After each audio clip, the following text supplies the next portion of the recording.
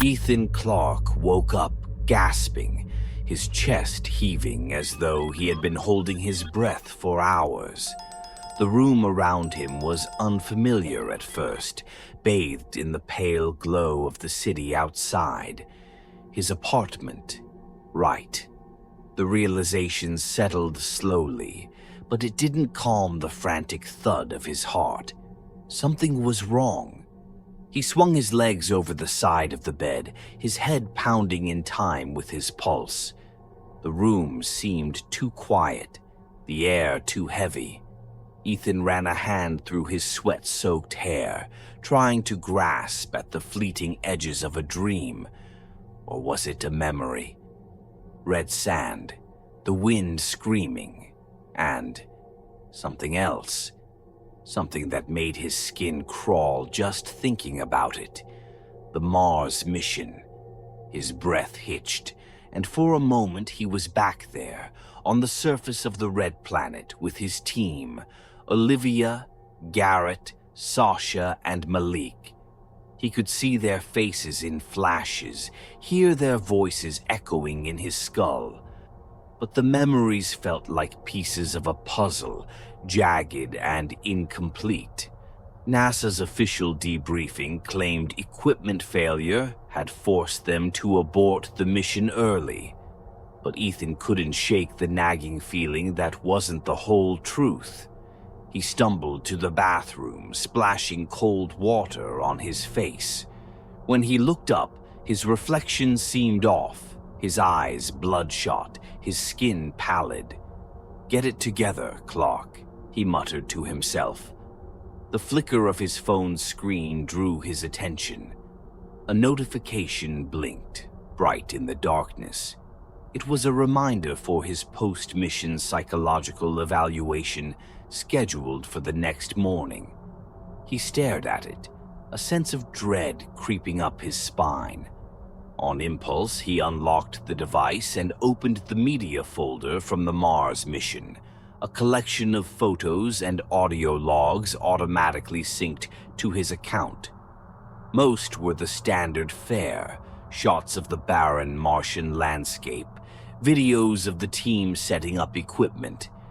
But buried among the files was something he didn't recognize, a folder named Protocol Echo. Ethan frowned. He didn't remember creating it. When he opened the folder, his heart dropped. The first image was a blurry photo of what looked like a cavern entrance, its edges jagged and unnatural. Beneath it, a series of audio files were listed, all dated during the mission. His hand trembled as he clicked the first one. The recording crackled to life, filled with the static hum of their comms. His own voice came through, shaky and strained. "We shouldn't be here. It's alive." Ethan froze. He didn't remember saying that. He didn't remember anything about the cavern in the photo. The second recording was worse. Garrett's voice, panicked and barely coherent. "It's watching us. We need to..." The audio cut off abruptly, replaced by a high-pitched screech that made Ethan flinch. He slammed the phone down, his breathing ragged. None of this made sense. The mission logs NASA had released to the public didn't mention a cavern or any signs of life, but these files were real. They had his voice, his team. A chill ran through him as another thought struck. If these files were real, what else had he forgotten? The migraine that had been simmering since he woke up exploded into sharp, stabbing pain. Ethan stumbled back to his bed, clutching his head. His vision blurred as images flashed before his eyes. Olivia screaming, Garrett running, something dark and twisted rising from the sand. When he opened his eyes again, the room was spinning. He tried to ground himself, focusing on the soft hum of the refrigerator in the next room, the faint sound of traffic below. But the unease remained, clawing at the edges of his sanity. He didn't sleep that night.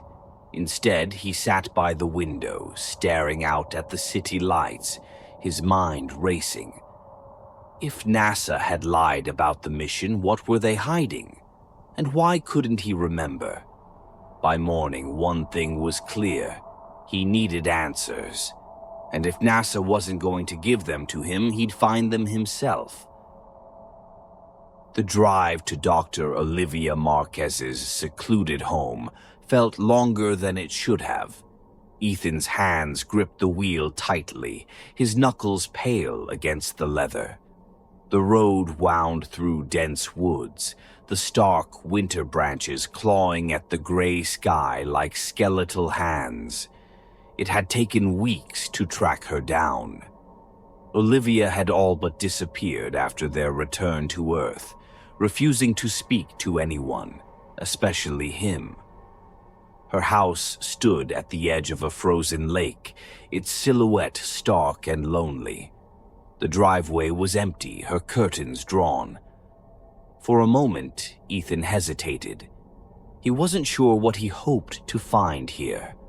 Answers, maybe, or just someone who could tell him he wasn't losing his mind. The doorbell echoed hollowly, but no one came to answer. He knocked harder this time. After a long pause, he heard a shuffling inside, followed by the sound of locks clicking open. Olivia appeared in the doorway, her face gaunt and pale, eyes sunken and rimmed with dark circles. She looked at him with a mix of fear and recognition, her hand trembling as it clutched the doorframe. "You shouldn't be here," she whispered. "Olivia, I need to talk to you," Ethan said, stepping forward. She flinched but didn't shut the door. "Something's wrong. I can't remember things about the mission, but I found recordings, photos. They don't match what NASA told us. Please, you have to help me." For a long moment, Olivia stared at him, her expression unreadable. Then, without a word, she stepped aside and motioned for him to come in. The interior of the house was cluttered, chaotic.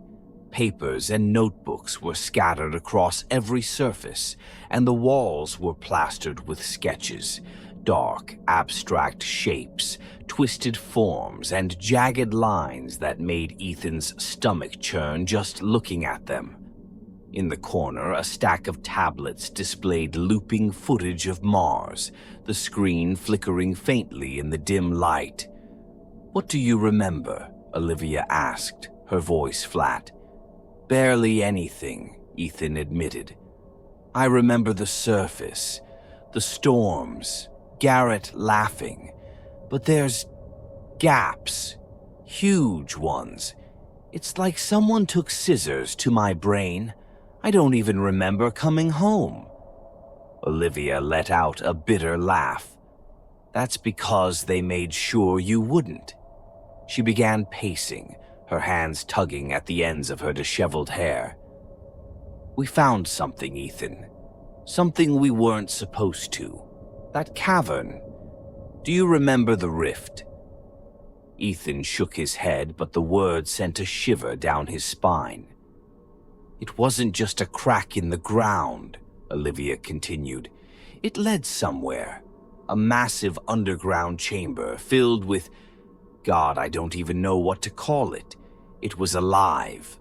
The walls, the floor, everything pulsated like muscle and flesh. And there were these growths, organic, breathing." She stopped, her gaze distant as though she were back there. "At first, we thought it was just some kind of alien ecosystem. But then it started, reacting to us, watching us." Ethan felt his throat tighten. "Watching how?" "Shadows that shouldn't have been there, shapes moving just out of sight, and whispers. God, the whispers." Olivia hugged herself, her voice dropping to a near whimper. It got into our heads, Ethan. It wasn't just alive, it was intelligent. And it didn't want us there. The room seemed to grow colder, the air heavy with the weight of her words. Ethan's pulse quickened. Why didn't we leave? We tried, Olivia said, her voice breaking.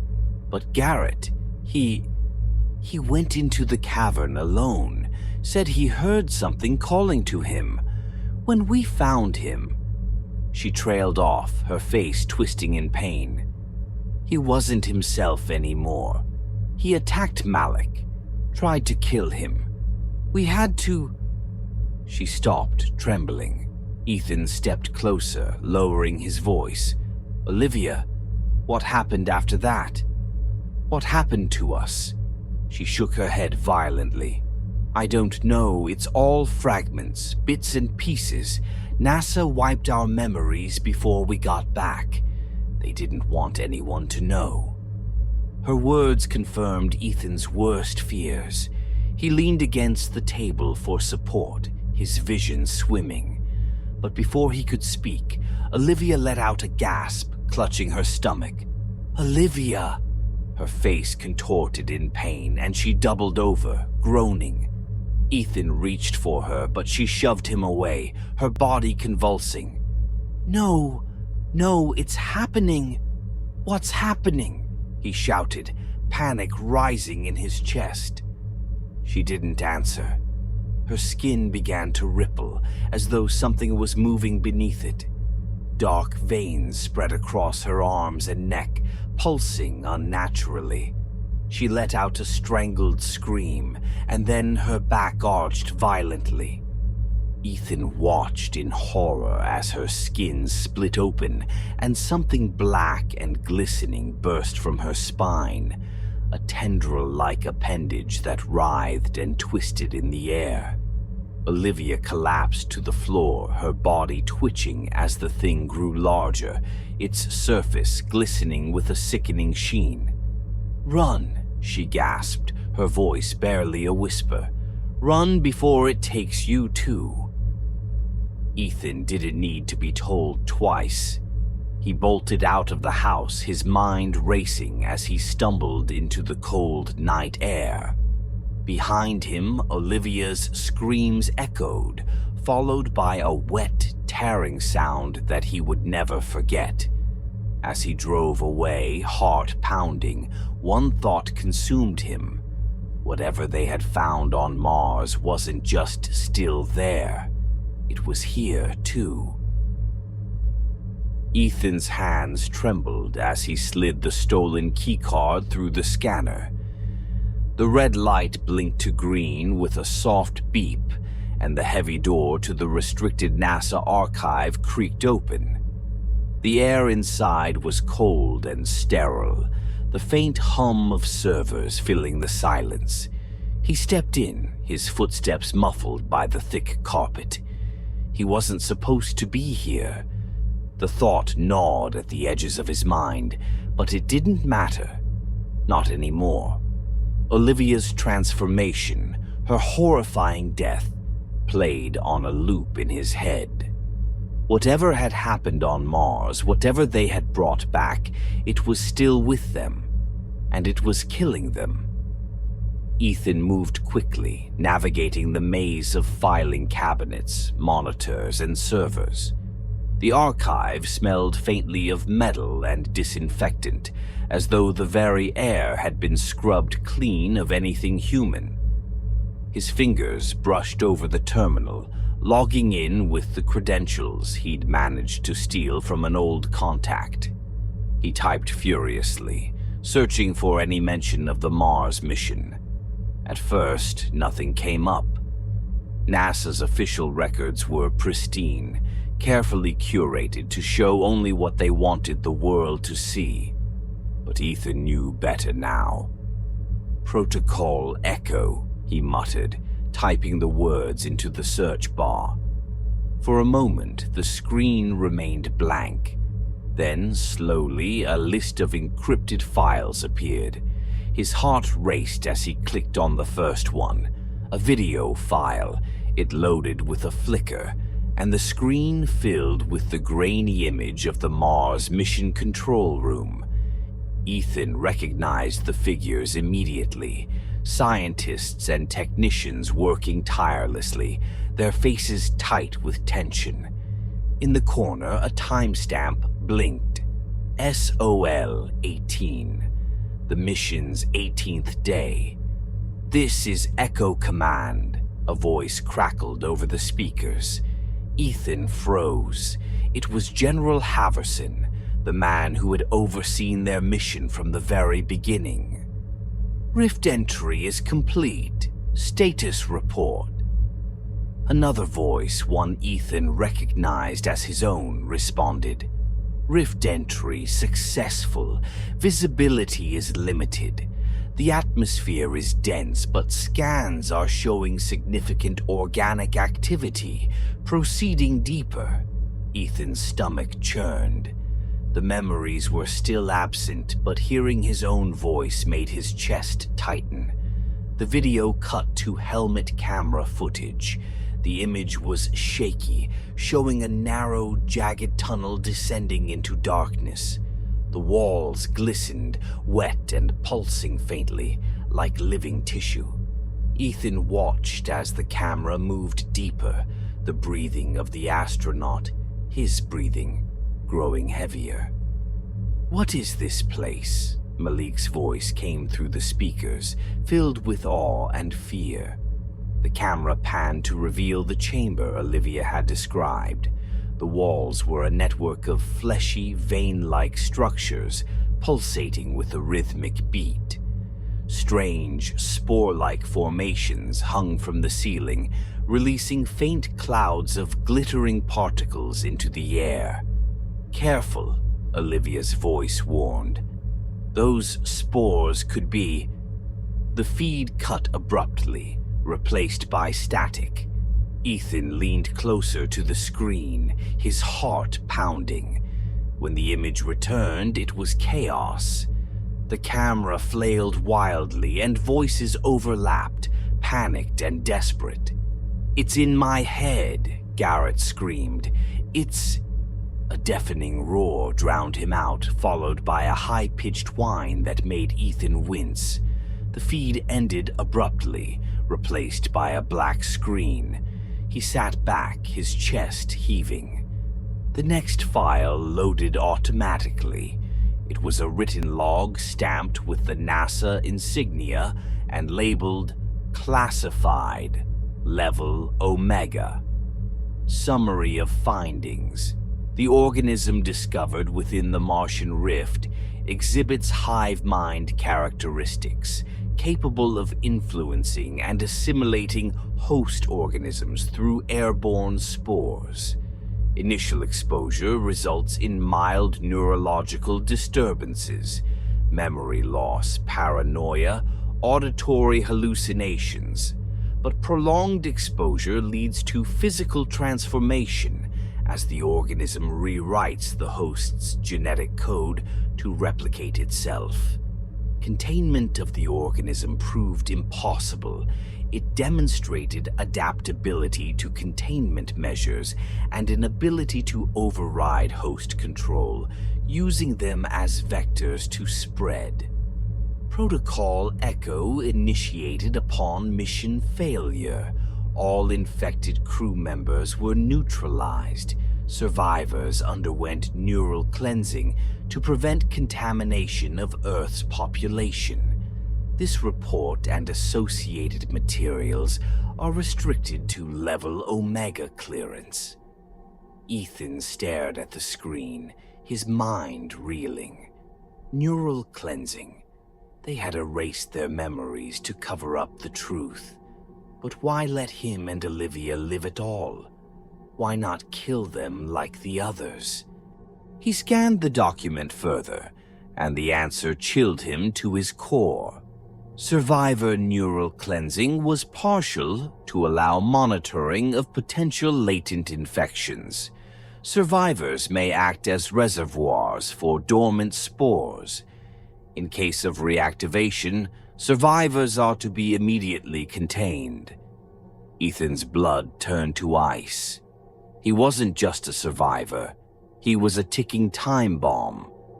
The sharp click of a door opening behind him made him freeze.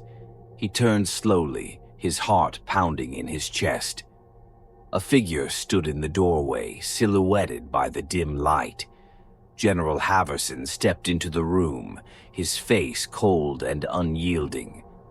"You shouldn't have come here, Clarke." Ethan rose to his feet, his fists clenched. "You lied to us. You sent us there knowing what we'd find. You let us bring it back." Haverson's expression didn't change. "It was necessary. You don't understand what's at stake here." "I understand perfectly," Ethan shot back. "You're covering up a disaster. People are dead because of you." Haverson stepped closer, his voice low and measured. "If that thing spreads, it won't stop with you or Marquez. It will wipe out everything. The neural cleansing was meant to protect the planet. You should have stayed ignorant, Clarke." Ethan shook his head. "You didn't cleanse us. You infected us. You made us into carriers." Haverson's jaw tightened, but he said nothing. Ethan's hands trembled, anger and fear boiling inside him. "What do you want me to do? Just wait until this thing takes over? Until I turn into whatever Olivia became?" Haverson's silence was answer enough. Without another word, Ethan turned and ran, shoving past the general and bolting into the hall. Alarms blared and the sound of footsteps echoed behind him, but he didn't stop. The truth was out now, and it was worse than anything he could have imagined. Ethan staggered down the deserted corridor, the distant wail of alarms fading as he left the restricted archive behind. His breath came in short, ragged bursts, his vision blurred with exhaustion and panic. The fluorescent lights above flickered, casting his shadow in fractured shapes along the cold metal walls. His body felt heavy, sluggish, as though his muscles were fighting against him. He leaned against the wall for support, clutching his side. A dull ache spread beneath his ribs, but it wasn't the pain that terrified him. It was the movement. Something was shifting under his skin. He ripped open his shirt, his fingers trembling as he stared down at his torso. Dark, branching veins snaked beneath his flesh, pulsing faintly with a rhythm that wasn't his own. His skin rippled, and for a fleeting moment, he thought he saw something bulge beneath it, stretching the surface before retreating. Ethan squeezed his eyes shut, bile rising in his throat. "It's inside me." He pushed off the wall, stumbling forward. He didn't know where he was going anymore, just away. Away from NASA, away from Haverson, away from anyone who might try to stop him. But there was no escaping what was happening. The memories he had fought so hard to recover flooded his mind now, too fast and too vivid to process. Garrett screaming as the spores overtook him. Olivia pleading for help as her body twisted into something monstrous. The cavern walls alive, pulsating, whispering in a language that wasn't words but feelings, hunger, rage, inevitability. It was all connected. The hive, the spores, him. He burst through an emergency exit and into the cold night air. The world outside felt wrong, distant. The stars above seemed closer than the ground beneath his feet. His legs gave out, and he collapsed onto the asphalt of the empty parking lot, gasping. "Get up," he muttered to himself. "Get up, damn it." But his body didn't obey. His arms trembled, his muscles spasming uncontrollably. He rolled onto his back, staring up at the sky. A sharp, tearing pain erupted in his chest, and he cried out, clutching at the source. His fingers came away slick with blood. The veins beneath his skin darkened further, spreading like roots across his body. The whispers grew louder now, not in his ears, but in his mind. They spoke in a voice that wasn't his own, but carried pieces of him, his fears, his anger, his desperation. You are part of us now. You always were. No, he screamed, his voice echoing across the empty lot. He scrambled to his feet, his breath ragged. He had to end this. Somehow he had to stop it before it spread, before it reached anyone else. Through the haze of pain and fear, a memory surfaced, clearer than any before. The cryogenic containment pods from the mission. They were designed to isolate and preserve specimens, even in hostile conditions. If he could get to one, if he could trap himself inside. His mind reeled at the thought, but there was no other option. He fumbled for his phone, his blood-slick fingers struggling to navigate the screen. He pulled up a map of the facility, scanning for the nearest pod storage. It wasn't far. He could make it. Ethan staggered back toward the building, his vision tunneling. Every step was agony, the alien presence inside him fighting back, trying to root him to the spot. The whispers grew deafening, a cacophony of voices clawing at his sanity. You cannot escape. You are us. We are you. He stumbled into the pod room, his vision swimming. Rows of cylindrical chambers stood before him, their interiors glowing faintly with pale, sterile light. His knees buckled, but he caught himself on the edge of one pod, his blood smearing across its surface. With the last of his strength, he opened the chamber. The hiss of escaping air was deafening, but it was a small victory. He climbed inside, the pain in his chest almost blinding now. He could feel the hive's will pressing down on him, its tendrils wrapping around his mind. He reached for the control panel, his fingers trembling as he initiated the cryogenic sequence. A countdown began, the numbers ticking down in bright red. 10, 9, 8. The whispers turned to screams, a guttural roar that shook his very soul. His vision blurred as the pain reached its peak, his body convulsing.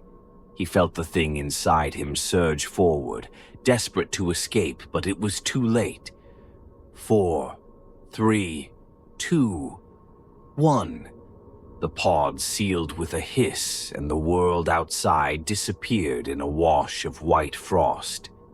As the freezing cold overtook him, Ethan felt a strange calm settle over his mind. The whispers faded, their rage distant now, unable to reach him. He thought of Olivia, of Garrett, of all the others who hadn't made it. "I'm sorry," he whispered, his breath fogging the glass. "I'll make sure it ends here." His eyes fluttered shut, and for the first time in what felt like an eternity, the silence was his own. Months later, in a dimly lit control room, a group of NASA officials gathered around a monitor. On the screen was a transmission, Ethan's final message, sent just before he entered the pod. "Do not come looking for me. Do not go back to Mars. Burn every trace." The room was silent as the message ended, replaced by static. General Haverson stood at the head of the group, his face grim. "Send the order," he said quietly. "No one hears about this."